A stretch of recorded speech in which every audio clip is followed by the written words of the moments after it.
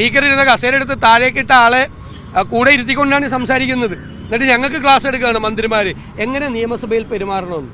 സഭ ഞങ്ങൾ പ്രതിഷേധം പല രീതിയിൽ പ്രകടിപ്പിക്കും. ഈ നിയമസഭാ ചരിത്രം നിങ്ങൾ പരിശോധിച്ചാൽ അവർ പ്രതിപക്ഷത്തിരുന്നപ്പോഴും പല രീതിയിലുള്ള പ്രതിഷേധം അവർ പ്രകടിപ്പിച്ചിട്ടുണ്ട്.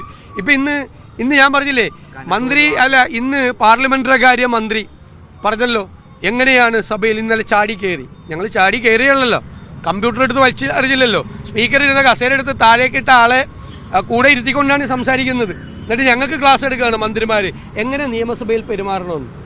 അവരെ കൂടെ ഇരിക്കുന്നുണ്ട്. എല്ലാ കുഴപ്പവും കാണിച്ച ആളുകൾ അവരുടെ കൂടെ ഇരിക്കുന്നുണ്ട്.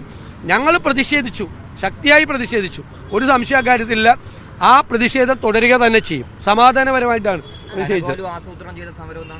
അതൊക്കെ അവർക്ക് എന്തും പറയാമല്ലോ. എന്താണ് പ്രതിപക്ഷം ആദ്യമായിട്ടാണ് സമരം ചെയ്യുന്നത്.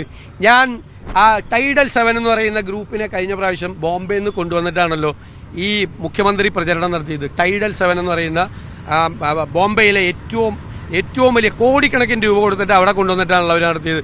അവർക്കുണ്ടല്ലോ PR ഏജൻസികൾ. സുനിൽ കനകോല് കോൺഗ്രസ്സുകാരനാണ്, കോൺഗ്രസിന്റെ അംഗമാണ്.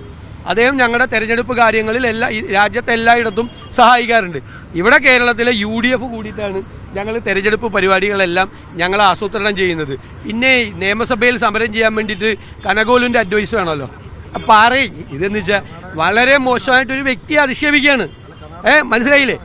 എന്തൊക്കെയാണ് പറഞ്ഞത് കനകോലു എന്നൊക്കെ എന്തൊക്കെ അധിക്ഷേപം പറഞ്ഞത്. എന്നിട്ട് പുള്ളി അധിക്ഷേപിച്ചാൽ അദ്ദേഹം പറഞ്ഞുകൊണ്ടിരിക്കുക.